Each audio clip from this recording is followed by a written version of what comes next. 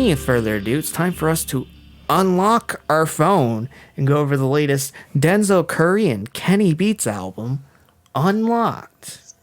Yay. Denzel Curry's a Carroll City MC teaming up with the LA-based producer Kenny Beats. And these two have been all over the place. In the last 2 years, Denzel Curry's pretty prolific for how many albums he released. He released his magnum opus up to date, Imperial. Taboo, back in 2018, following up with his tribute to his hometown, Carroll City, on Zoo last year.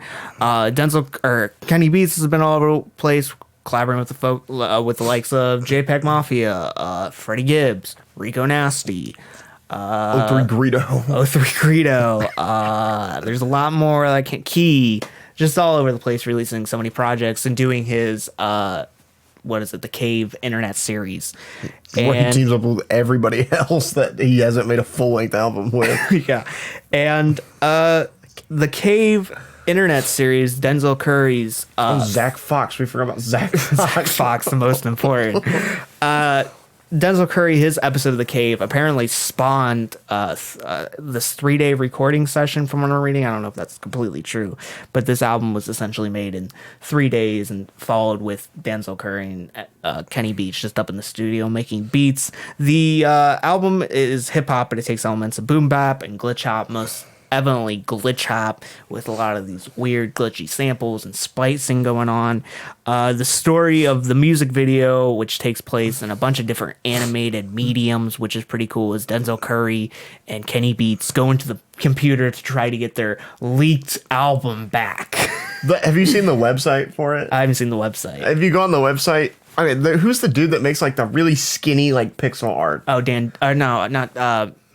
He collaborates with Needle Drop. I can't remember his name. I know. I don't. I wanted to say Dan name. Deacon, but it's not. It's like Mike Manor. Yeah, Mike Manor. Yeah. Mike Manor made the first one. Yeah, but he made pixel art for them like on the website, and the website is like old like Windows 98 style where there's like different like files that you can move around.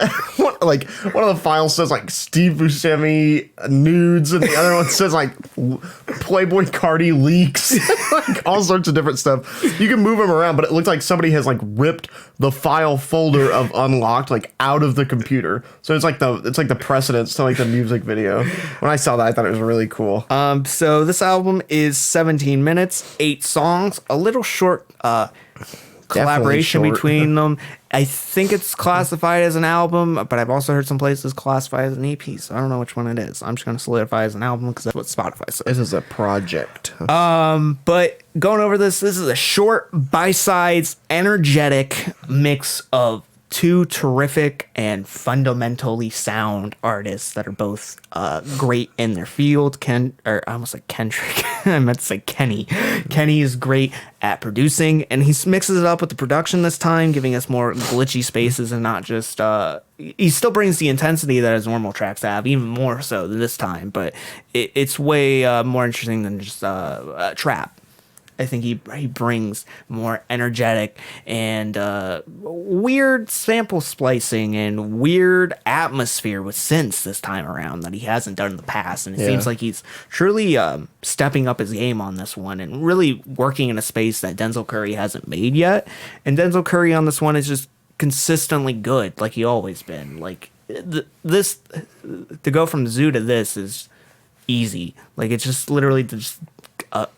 like almost like a step off from it. It's literally almost the same project and the same flow. Like, yeah. Denzel Curry doesn't miss a beat still. He has some terrific lines like, "Little brother, don't make me reach out and touch ya. I don't got candy, but I'll turn your head to gushers." And then there's a little bit more contradictory lines like Diet with what he says, "What goes up must come down on Tuesday, and I don't like Pixar, Miss Star, I am the master." So he says he doesn't like Pixar, but later on the next track, So Incredible, he says, "Looking at your face is so regrettable, better fix your mug, they gotta rush you to the medical, doctor bugging out like Flick versus Hopper." So he references Bug Life, but when I heard that line, I just thought it was hilarious. But he hates Pixar. Bug's Life. not talked about enough in hip hop. Odd Pyro, he says, I think it's Nabi. Is Navius? It's Feature's real name. I don't know. I always forget to pronounce it. The futuristic version of Avid Kid, activist, everybody lean on me. Got those bags full of goodies like I'm CeeLo Green. Who the fuck trying to mob out? This is, of course, a reference to the time CeeLo Green dressed up like Santa Claus and performed with the Muppets. Oh, I thought you were going to say this is the time CeeLo Green dressed up as a golden statue. I mean, that happened too, but I've got the picture of him performing with the Muppets on my computer. Can you send it to me? Yeah, I think it's funny. Some of the production on this has great atmospheric chopping and sampling. Like Layup has this great sounds like a horror score background being chopped up to pieces. You have the very Doom influenced intro, which has this retro like movie score sample or television sample leading into these very heavy kicks. Eerie bass, villainous material is being produced. The use of pitch shifting across this entire thing, whether it's on like Take Back 2 with halfway through the track, Denzel Curry's pitch goes down and up and fluctuates, or on the intro, also Denzel Curry's pitch down. And I think the use of pitching on this is very dynamic because it brings these dynamic spaces while still repeating the same hooks, which I think is really interesting. There's some terrific frail strings on the end on the second half of Take Back 2. But other than that, this is a very cut forward album that showcases the best of the abilities of both artists, and there's literally nothing else to say about it. I think it's just a terrific collaboration that was unexpected, but also a match made in heaven. Yeah. For something this length too, doesn't run on too long. All the tracks are fire. There's literally nothing to complain about. This is just perfect. The only thing you complain about is Denzel Curry hates Pixar, but he likes Bug's Life, which is obviously the worst Pixar. But Bug's Life is okay. What's the worst Pixar film? I don't know. Cars 2. I haven't seen that one, so I haven't seen Pixar film. I don't know. I'll tell you what the best is. What? Ratatouille. Maybe.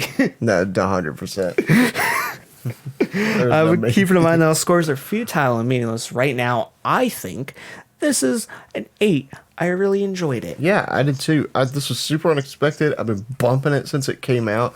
I've been putting off my responsibilities to listen to other albums because I've been listening to this one. It's an essential project,